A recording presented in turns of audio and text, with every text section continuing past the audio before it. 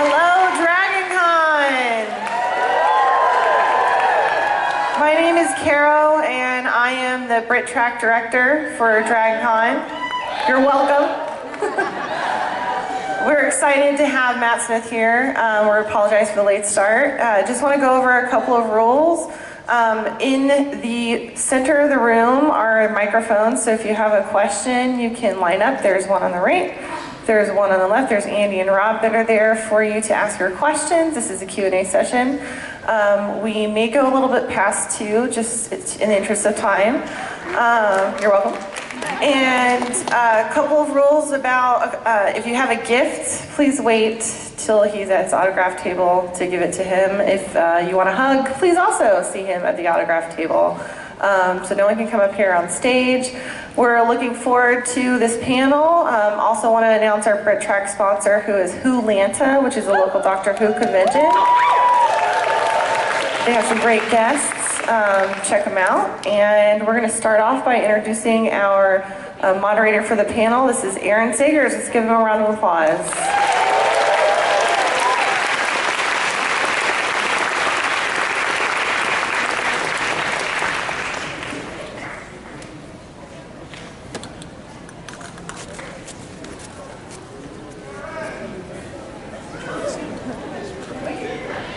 Good costume. All right, all you Time Lords and Time Ladies of Dragoncon, how the heck are you guys doing this fine Friday afternoon? Saturday! It's Saturday already! It's crazy. Dragoncon messes with me because it feels like it's lasting for a month in a good way. In a good way, except for my sleep schedule. That suffers somewhat. All right, hey guys, so I'm excited to be here. My name's Aaron Sagers. I'm with the Sci-Fi Network and Sci-Fi Wire, and the guy that I'm about to bring out is awesome. You guys all know and love him. But before I do, it's something of a tradition that when you have a Doctor Who panel, you have to have a sonic screwdriver salute. I need to test the fandom out there. So I want you to fire them up, get those sonic screwdrivers going. Fire it up. Sonic's up. That's right, it's like a beautiful sonic Christmas tree out there. Yeah, all right, I like it a lot. All right, Dragoncon, without further ado, of course you know this man from The Crown, which is a really good show on Netflix that you should be checking out. But of course he's the 11th Doctor. Give it up for Mr. Matt Smith!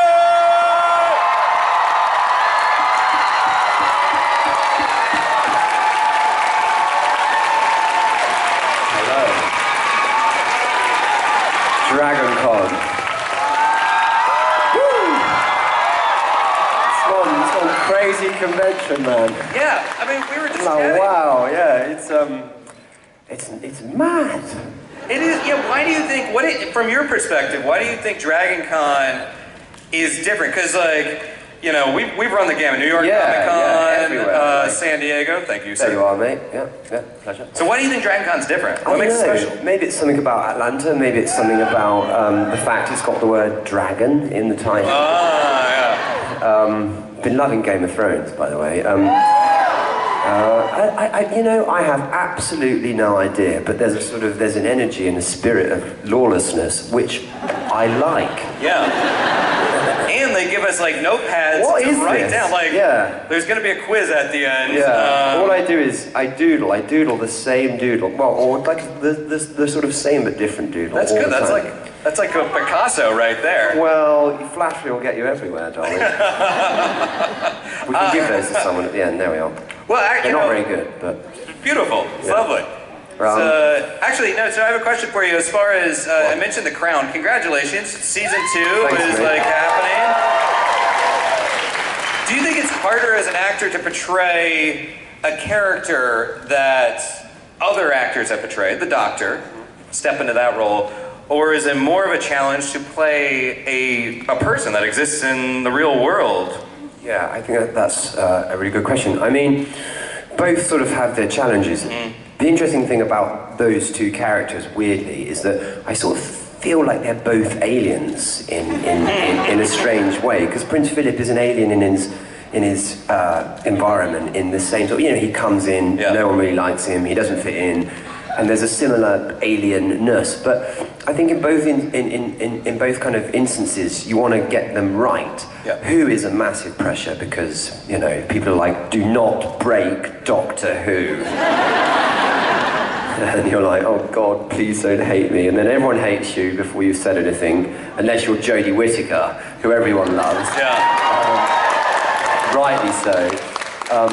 So, they both sort of present a very interesting challenge. Well, it's like I would imagine with both, because you can't look at the previous actors for the Doctor and be like, lean too heavily on them. You got to make it your own. But also with Prince Philip or Mapplethorpe, I know you're working on the Mapplethorpe film. You have to honor the spirit, but not become mimicry or exactly, something. And that's the really fine line between, when you're playing someone who's real, you want to get them right and have a flavour and an instinct and a tone of them, but also on set every day, you want to be inventive and creative and you want it to live on screen. And, Doctor Who is a bit like playing Hamlet. It's got to be very singular, it's got to be yours, it's got to be your version and your interpretation. And then I suppose in many ways playing someone in real life is a bit like that. It's all a bit of a mystery really, being an actor. I'm still trying to work it out, God knows. Well, how do you think Doctor Who made you a better actor? Oh God, in every way. I mean, I owe just everything to Doctor Who really. I mean, just the process of every day going on set and having to learn all those lines, and the practice of being around a film crew 9 months a year, and that brilliant part, which just, it was the greatest part of my life, really. I miss him. I miss playing the Doctor. But then you get to be a fan, which is wonderful. Well, thank you very much. I didn't hear that, but it sounded very, very affectionate. It was like, oh, I hate you, Matt Smith, in a very excited tone. Like, what? Well, thanks very much. Well, let's go ahead and throw it out to an audience question. We have so many people out there and microphones that exist that I don't see. So, hey, they're over there. Hey, microphone people. Hello. Okay, we're gonna throw it to you. I see blue hair. Looks like a Rick. Yeah, Rick. Do you know him? Oh, sorry, this is a character. Sorry, I thought that was like, you're like, oh, Rick, hey man, how's it going? Sorry, I've just embarrassed myself. There's a great animated show called Rick and Morty. Sorry. Rick. Or hey, Rick. Please. Hi, Peace Among Worlds. Matt, I wanted to ask you, so there's always a huge, struggle within the Doctor Who fan community whenever a Doctor changes and everything. There's always the cycle of, no, we don't want this one to leave, we don't like the new one because he's coming in. Try following David Tennant. Right.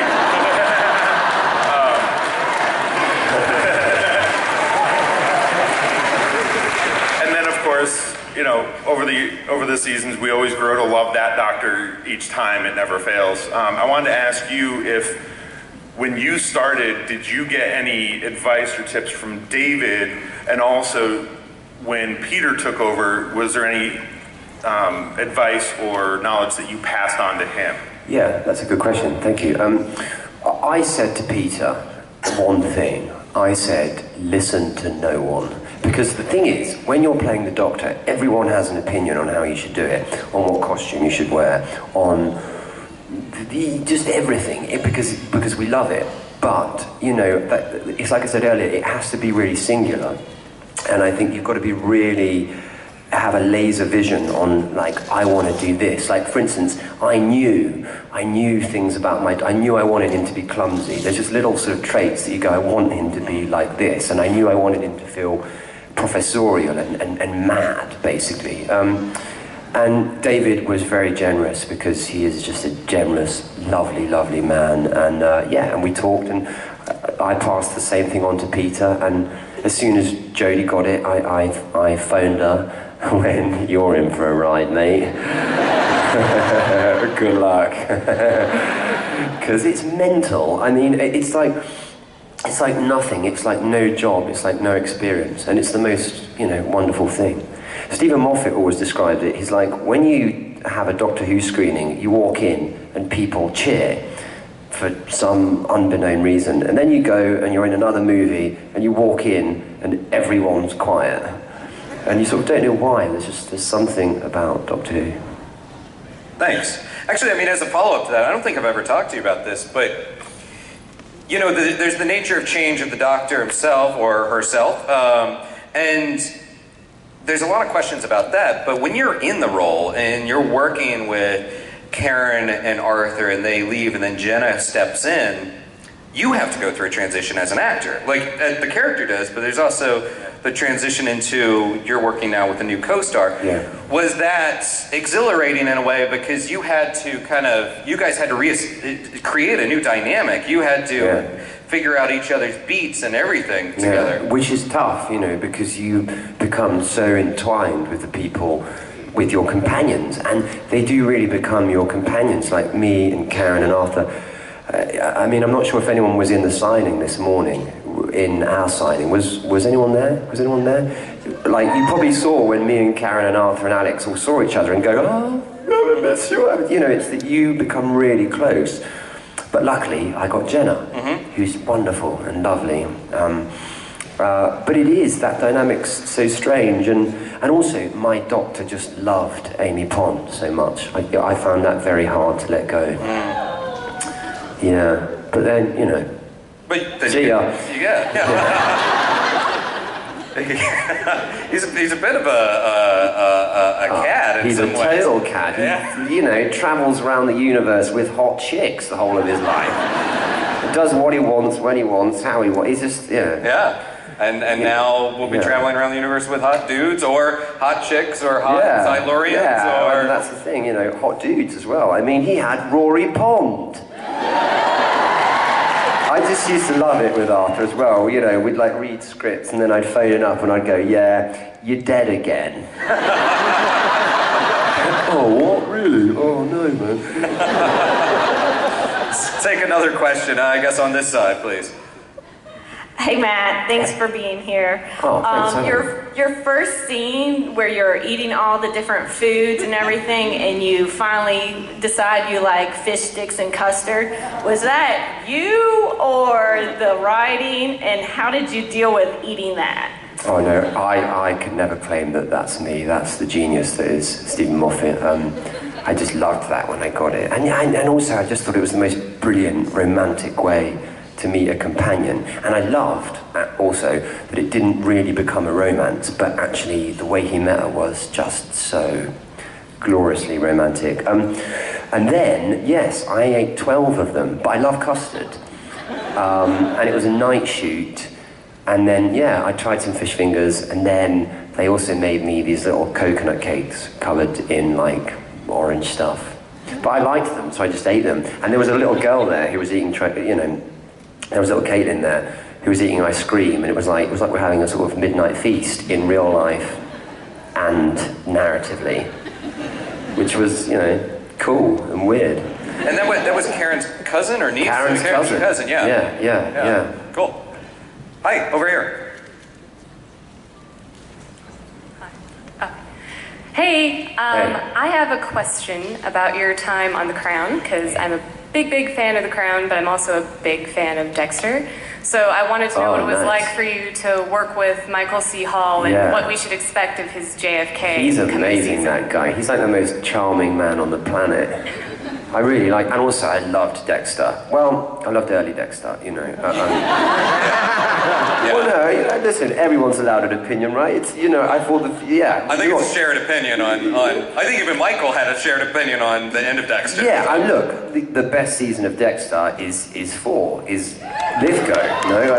Yeah, who you also worked with. Yeah, he's just a dream. But Michael is amazing, and he's a wonderful JFK. And he's got this, he's a brilliant actor, but also I was just very struck at sort of how cool and charming and sort of, brilliant he was.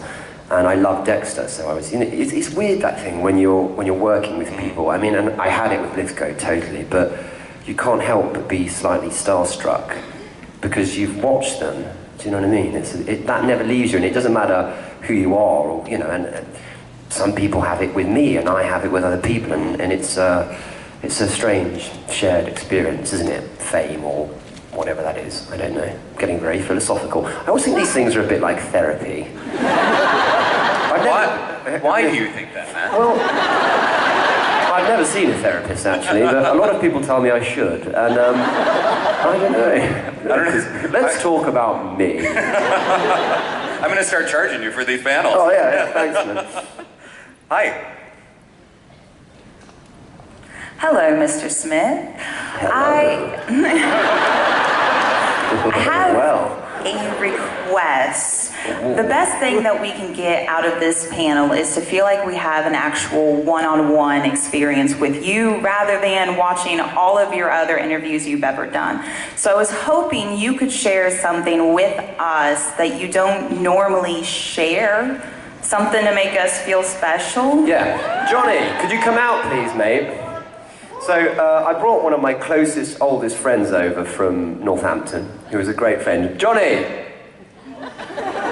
And I'm going to share Johnny with you.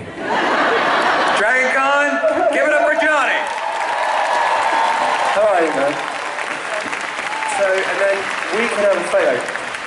And Bonnie, Yeah. come out, and then let's all have a photo together. And that's special, isn't it? So then I can get my friends in, and you can get me getting my friends in, and hurrah, there we go.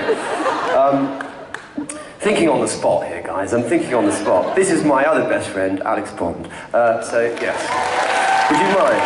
Come on, boys, get in. You can all get in as well, guys. You get in the middle. All right. Smile, Dragoncon.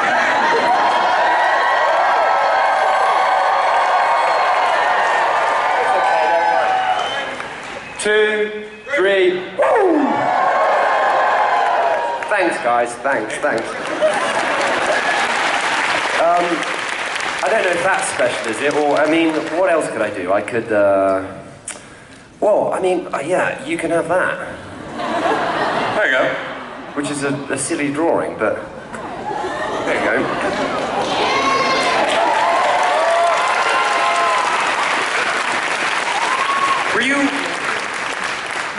Were you a goofy kid?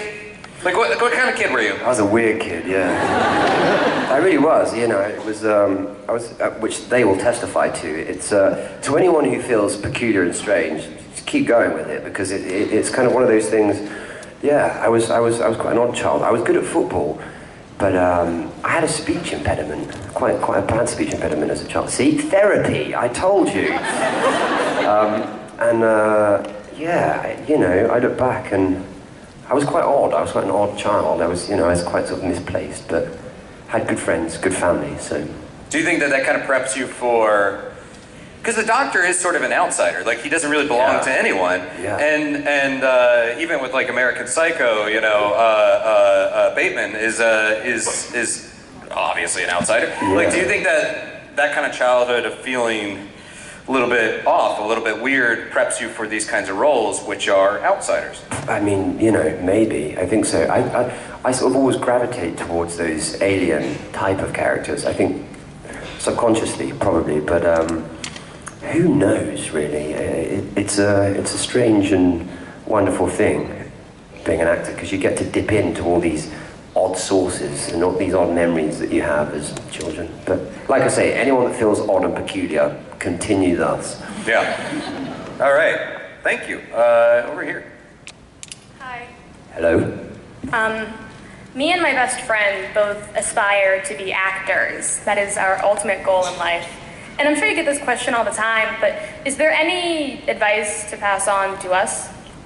Yeah, well, if it's your ultimate goal, continue down that path and never give up, firstly, without hesitation. Try your best, always. Work harder than the person who's next to you, if you can. And I think, you know, immerse yourself in the world of film and theatre, read plays, and nowadays there's YouTube, and you can, I think if you can try and be at the hub of the idea and spend as much time in your imagination as possible, maybe that's why these things are amazing, actually, because we all get to spend a bit of time in our imaginations and be creative and dress up. And actually, as children, we'd do that all the time, wouldn't we? We'd dress up and we'd pretend. And I think you know, we've lost a bit of that in the world. We've become a bit more cynical about everything. So, you know, I just think, keep going. But like I say, try and immerse yourself. If you find an actor that you love, watch all of Jack Nicholson's movies, you know, watch all of Daniel Day-Lewis's movies, watch all of Doctor Who, damn it. And just try your best to be creative in whatever that means to you. I don't know. Cool. Good luck, ultimately. It's hard. Thank you. Yeah, it really is like a creator's market out there as far as like, and I mean, I look at these guys like doing podcasts, doing web shorts, creating amazing cosplay. Like the world is good for creators right now. Yeah. Anyone can do it. Yeah, man. I mean, like last night, I came down from Fan Expo in Toronto, and I got in my hotel room, and there was this backdrop, and there was like a costume parade. Obviously, there was a costume parade. I don't know if it was last night, but some of the costumes were like insane, amazing. Such craft, really. Yeah, it's amazing. Yeah. Hello. Hi, I was just wondering what kind of training you might have had to do for American Psycho. As in, like, weights and stuff? Or singing, as in all of it, sorry. Yeah. I won't be too specific. Did you actually kill people? Yes. Yes. That would be something that you don't share with most people. Yes. Yeah. I am secretly the real-life Dexter. No, yeah, I mean a lot, because basically what happened with American Psycho was I finished Doctor Who on the Sunday, and it was my last ever episode. So there was a rap party on the Saturday, where obviously it was 4 years. I was leaving Cardiff, we got really drunk, and then it was the Sunday, and then I started on the Monday. But it's a long and boring story, but I'd had a knee operation, and so I wasn't very fit, so I had 7 weeks to get really fit and sort of, you know, look like I was Patrick Bateman. And I'd never really sang. So there was a lot of singing lessons and a lot of training in the morning and a lot of eating and a lot of dance lessons and a lot of panicking and self-analysis. And I was, honestly, I was so frightened doing that job. I was petrified. And I thought to myself, and this is the thing about being an actor, is that I thought, if I can get through this, I can get through anything. Because I'm so frightened and I'm just going to die on stage and it's going to be awful. The problem is that feeling keeps repeating itself all the time. And you sort of never really, maybe it's a good thing, but as an actor you never really lose that moment of feeling like it's your exams, if that makes sense.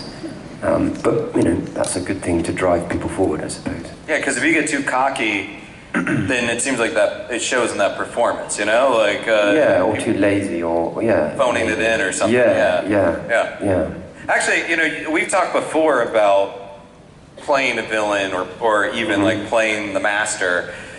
What is it about the Doctor that makes you want to explore sort of the darker components of that character? Yeah, well, I've always been really interested in the darkest parts of him, to be honest. Like, I don't know if you remember that moment with the Minotaur episode where he opens the door and he sees something, and I always imagined that it's quite dark. I'm sorry if there's children in the audience, but that he sees all of the Doctors in a row and they're all hanging from these nooses, and then there's just one noose and it's his, and he's like, oof. And you know, because when you think about him, when you actually think about him as a character, there's so much blood on his hands, and he's left so many people behind, and he's hurt so many people, which is why I think he has to be funny, because I think if he wasn't, he'd be in real trouble. He'd be a therapist's dream. Now there's an episode, just the Doctor in therapy.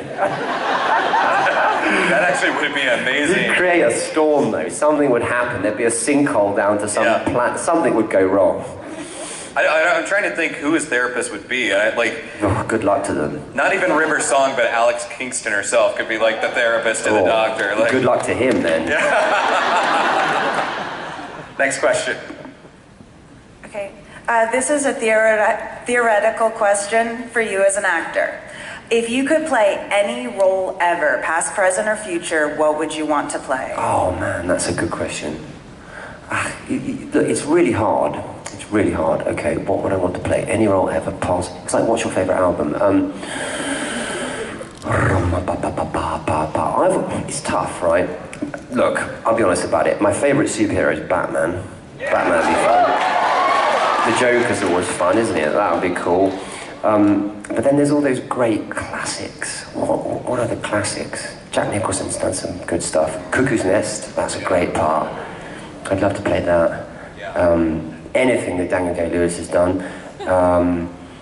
I don't know, it's a really good question. I want to think about it and get it right, really. Ace Ventura? Although no one can do it like Carey did it. I mean, that was just... I love those films. So good. Geez, like the more you said the Joker, but damn it, man, I can see it. Like I can really see it with you. Maybe I'll just have to do it in my room this evening. The physicality that you brought to the Doctor, but then, I mean, in a way, there is that darkest version of the Doctor in the Joker, this agent of chaos. Yeah, exactly. There's something about... I'm really interested in that version of the Doctor, actually. I think, I mean, and I think actually that's where, if I'd have stayed on, I think that's where it would have gone. I think that's where my next season would have probably gone. Would have got really, I probably shouldn't talk about that, but anyway. Coulda, shoulda, woulda, didn't. Well, Scorsese's producing a Joker movie, so... Yeah, well, I'm sure he'll be on the... I mean, God, Next question. Although, you'd be a really good Joker. Next question. Thank you. Hi, Doctor. Oh, my God. Hi. I'm sorry, I'm so nervous. Don't be nervous. There's only 5,000 people in the room waiting for you to say. I just wanted to tell you that, like, I've been watching Doctor Who since the 80s. But it wasn't on in the 80s. Well, no, Peter Davison was my doctor. Yes, very good one. He is too. And, I've always enjoyed the show, but I've never felt so close until you were the doctor. Thank you. And what's funny is, I think it was the day before your episode aired, I found out that I had stage 3 leukemia. God, that's awful. I'm so sorry. Like I told Alex Kingston yesterday, I got the honor to talk to her, and you, the way you were, you're really socially awkward. I could so relate to you, and you gave me this hope. Wow. And after I asked my question, I would love to get a hug from you, or at least shake your hand. Yeah, but I've got one extra picture here, which I can... Okay. But I was honestly wondering, like I said, you meant so much to me, but out of all the episodes that you did, which one was the most important, the closest to your heart, and why? That's a good question. I mean, I guess I've got two answers to that. There's ones that are my favourite. I'd have to think about the ones that are close to my heart, really. I always think Vincent and the Doctor's quite a sort of clever, emotional episode, because I just think the idea that you could show him, well, because when you think about it, he didn't know. He never sold a painting. And this guy that changed the face of art did not know. And the idea that you could bring that to someone and make them understand. And I think Tony Curran, when he walks into that room, does such a brilliant job. But my favourite is probably the 11th Hour, because of just personal reasons making it and stuff, which was, I was under a lot of pressure for that episode, and I was pleased with how it turned out in the end. And this is for you. There you are. What's your name? Joe. Nice to meet you.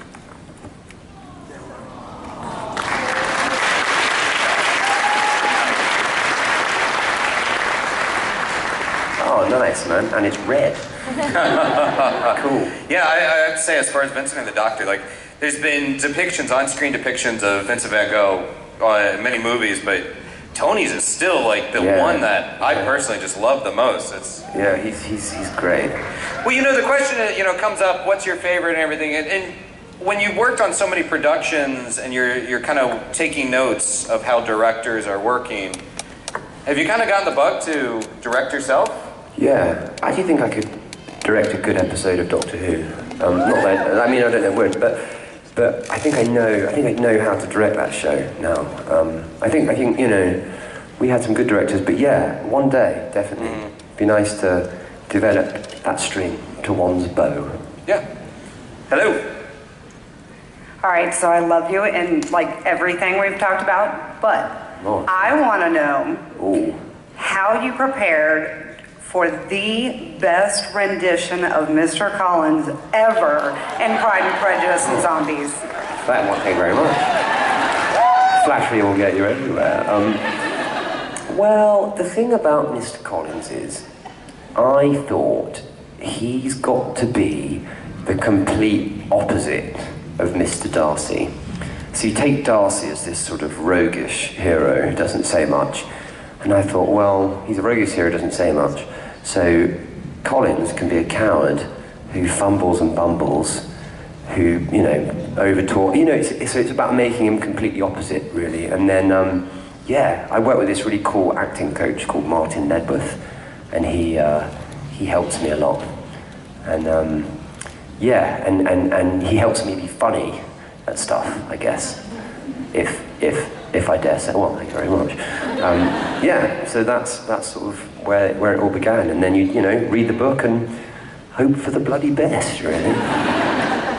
How important is it to have either an acting coach or someone that you look to that can kind of call you out, that can be like... Really important. I mean, I wish I'd had him when I was doing Doctor Who, actually, because I mean, that was the first time that I worked with him, Martin, and he's really great because they stop you being superfluous. And I have quite a lot of energy, and sometimes that can override, and he's good at going, no, you're being Matt, you're not being, you know, and he stops you being wasteful. This has been all a bit actory, but yeah, he's brilliant, really is.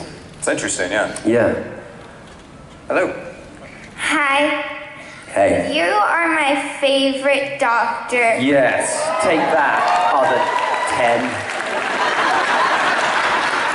And I was wondering if you could make any room in the TARDIS, what would it be? That is a brilliant question. Well, look, where do we... Firstly, what room would you make? Okay, go. A donut room. A donut room. Yeah. I want a donut room right now. Yeah. Okay.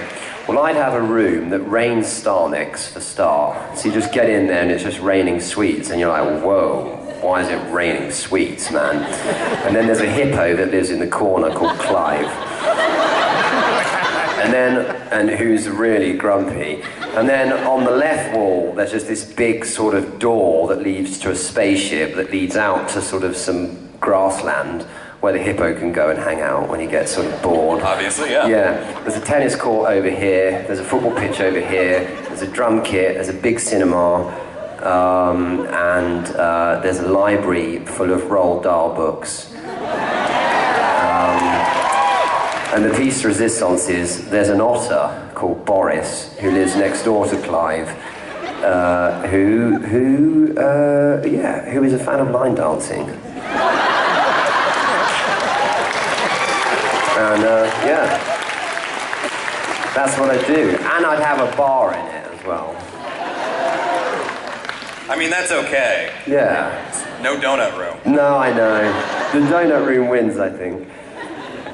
You can have a little donut alcove in your room. Yeah. And here's the donuts. Yeah. Good question. Good question. Hello, over here. Hi. Matt Smith. Yes. Do you still like bow ties? Yeah, bow ties are cool.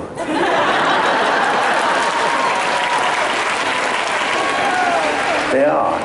That was where it all came from. Like, kind of Stephen Moffat is like, you can't wear that. And I'm like, it's cool, man. It's a bow tie. Like, Do you know how to tie your own bow tie? Absolutely not. I feel like that's scandalous. Like I'm so sorry. Yeah, no, it's a clip-on. There you go. That's something that I don't think is out there. Who tied their own bow tie this morning? There's like 1, 2, 3, 3, 4, 5, 6. I don't believe some of you guys. Yeah. You're wearing a t-shirt. I can't tie a bow tie. So, all right. Next question. Hello. Hello. My first episode of Doctor Who ever was your first episode as the Doctor. Yeah. And personally, that's the episode that I always recommend people watch first because I feel like that episode really embodied who the Doctor is and is a great entry into the series. So I'm wondering, when you recommend Doctor Who to someone who's never watched it before, what episode do you recommend they watch first? Can it be one of my own? Look, if it was one of my own, I'd say The 11th Hour or Christmas Carol. I think it's quite a good one. If it was one of Tennant's, I would say I like the one with the wolf. I love the one where he meets the devil. That's a brilliant episode. If it was one of Eccleston's, I would say... See, I love Eccleston. Probably the Dalek episode. Yeah, he's great, isn't he, Chris? Oh no, I'd say Stephen's one. Stephen's with the "Are You My Mummy" thing. Yeah. It's tough. But if I were to recommend, one of my favourite ever Doctor Who episodes, and not many of you will know this, only the old among you, is Tomb of the Cybermen. Patrick Troughton. And for any of you that haven't seen that episode, go and watch it. But honestly, we've never got the Cybermen as good as in that episode, I don't think. They've never been as scary. Mm-hmm. Yeah. I was really hoping for Tennant's episode, for David's episode, you're going to say the one where he regenerates into you. Gosh, that's his favorite one. Was a good one. Well, I mean, the last 10 minutes were particularly interesting, but... Fast forward through most of that stuff and then get to the important bits, yeah. Hi. Hi, I've got a question for my 10-year-old niece, Katie. She's in Michigan and sadly could not make it to Dragoncon. Okay. She absolutely adores you, and her favorite episode is also the one with Van Gogh, but since you already answered that, she wanted to know what you thought happened to the Paternoster gang, and if you think that maybe they're alive in an alternate timeline. The Paternoster gang? The potato and I forget their names right now. Yeah, say Drax and Vestra. Ah, yes. And Jenny. Ah, sorry, excuse me, how embarrassing. Yeah, I loved them. They were great, weren't they? Drax, he's the funniest guy as well. You give him any line and you're like, well, dude, I don't know. I always thought that would be quite a good spin-off. Those three. I always thought that would make quite a good, those, and then the Doctor could sort of hop in every now and then. I don't know, I think they're off, travelling around the universe. Jenny's just being really hot somewhere. Drax is just looking all sort of nuts, and it was Vestra Devara, yeah, she was cool, wasn't she? Lizard. I don't know, that's a very good question. I will ask Stephen Moffat. Yeah. What they're up to. I did actually see a Vastra cosplay out there somewhere that was amazing. Really? It was amazing. So just a shout out to that person. So next question. Hi, my name is Eternal Zan, and my question is, cool name. As a fan... Oh, I'm sorry, what? Cool name. Oh, thank you. As fans, one of the things we really love about Doctor Who is the constant surprises that you give us as an audience. So my question is, what's the most surprising thing you came across in a script, or just something that happened that really pleasantly surprised you? Wow, I mean, there's so much. I mean, anything with River Song, the whole river, Amy Pond, baby stuff, because he kept all of that from us. So we would read and then we'd ring each other up and go, oh my God, Amy Pond, River, all this, Melody Pond, oh my God, what the hell, Arthur, you're dead. Really? Oh. So that sort of stuff was amazing. The stuff at the top of episode 1, you know, all the Doctor's name stuff, which he told Alex, but never me, used to really wind me up. But what was amazing was that you would read them, and you would read them as a fan. So you'd get the script, and it's pretty much like watching. It's a different experience. Reading it is sort of amazing because you know, especially when you're playing the Doctor, you know you're like the 5th or 6th person to read it probably, and you're going wow, wow, wow, wow, and it's like when you watch an episode, like you digest it in that way, and when they're brilliant, they're so brilliant. So it was a constant thing really, and especially with Stephen's episodes. Constantly there was so many surprises really. Did you have any kind of ritual for your first read of a script, like every time a new one came in? Yeah, I'd sit down, I'd make a cup of tea, and I'd go, and it's great because it starts and it's like, you never tire of like reading. It's a weird like interior, TARDIS, day. You know, the Doctor opens the door to a galaxy of whatever, and you're like, you know, they're such brilliant reads. And even seeing the Doctor on a script is quite a strange thing. And then even when you watch it and you see your name, the Doctor, played by Matt Smith, it's a wonderful feeling, actually. Yeah. Yeah. Hello. I forgot where we left off. Over here? Hi. Okay. Mine is a 2-part question. But we'll keep it to 1 part. Oh. Okay. Well, what was it like to be with Tom Baker? Wonderful. Yeah. Everything you want him to be, really. Mad and doctory. You know, a great privilege for me. He was such a fantastic Doctor, and such a seminal Doctor actually, and did so much for the show. And I got to hang out with him for a whole day, and it was brilliant. Actually, I'm curious, like after the 50th anniversary special, which was just so, it was a tight story, it was a great story, and it just hit so many high notes. And then after that is your exit. You know, it was the Christmas episode, right? Is when you departed. Yeah. Did you feel like a bit of pressure of, we just nailed this 50th anniversary thing, and now I've got to definitely depart on my own? Yeah, of course, because you were never going to hit the heights of having the same doctors in a room is amazing. Even now I go, wow, it's quite an exciting prospect.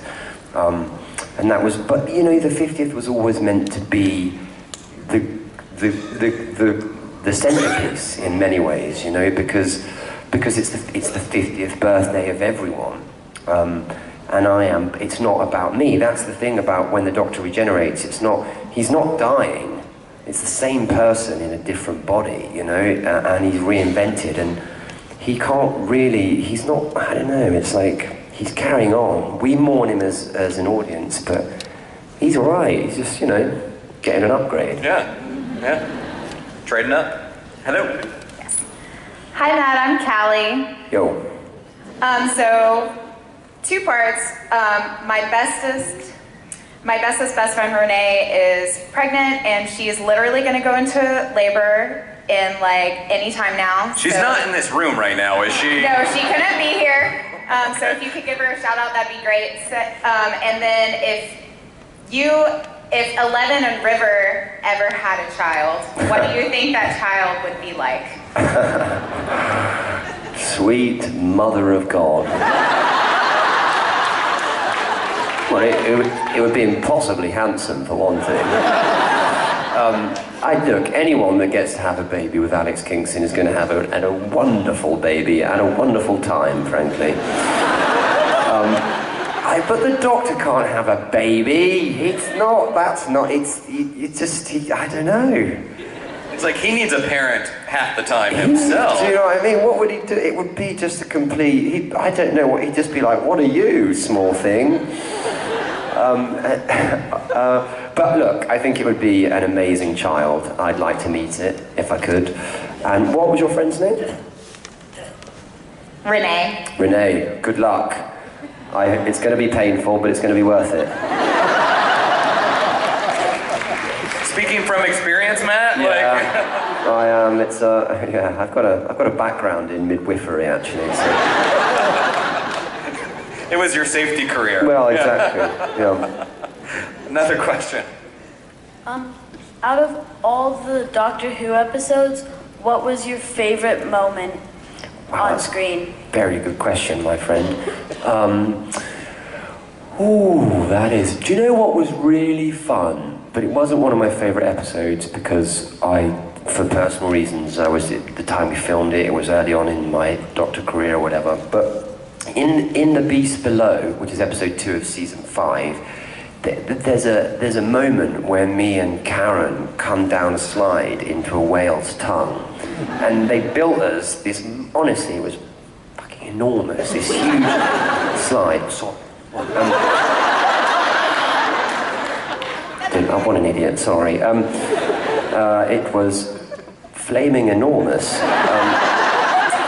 And it was this, it was this massive slide. We were like, whoa, man! And we got to do it all day. But as the day wore on, we realised that all the cabbage and fruit and in Doctor Who it's full of like goop and goo. It got really cold, but it was fun because we got to slide down. And then there was another day where I got to play football all day, which was just my dream job. I was really happy. Yeah, that was the episode with James Corden, right? Yeah. Did you have to? Was that you lobbying Steven to get a football scene in there? No, I don't even know how it came about. I mean, I think they knew I played football and stuff, but I was just like, whoa, yes, and he plays football, and I was like, I was so happy. Like, I'm going to need another take of this. Yeah. Can we do this one again? Yeah. Literally all day. And James was, such a great. He'd be a brilliant companion. Yeah. Great. Yeah. He's a little bit busy right now, but pretty busy guy. Yeah. And I think we're winding down, but we have time for maybe a couple more questions. I don't have my cue yet, so. Yes, the Doctor has all the time he needs, but we don't. So this must be the last question. All right, cool. I'm Brendan. You're my favorite Doctor. Yes, and take that out of 10. I was wondering what the best prank that was pulled on you on set. Pulled on me? I was the prankster, not the prankee. But what was the best prank? I mean, me, Arthur and Karen were constantly sort of jazzing around. But I was really the one pulling the pranks, to be honest. And I used to hide in Karen's trailer. In her shower.